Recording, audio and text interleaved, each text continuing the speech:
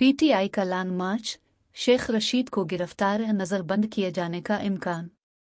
साबिक वज़ीर दाखिला शेख रशीद को लॉन्ग मार्च के सबब गिरफ्तार नज़रबंद किए जाने का इम्कान है। फैसला आज वज़ारत दाखिला के इजलास में किया जाएगा।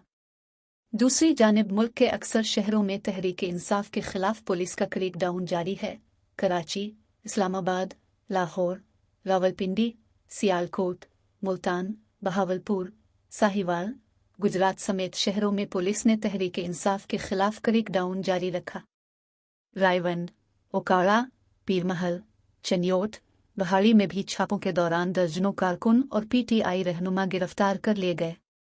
लाहौर के इलाके मॉडल टाउन में पीटीआई कारकुनों के खिलाफ पुलिस की छापामार कार्रवाई के दौरान कांस्टेबल शहीद हो गया। पुलिस ने फायरिंग करने वाले बाप बेटे को गिरफ्तार कर लिया।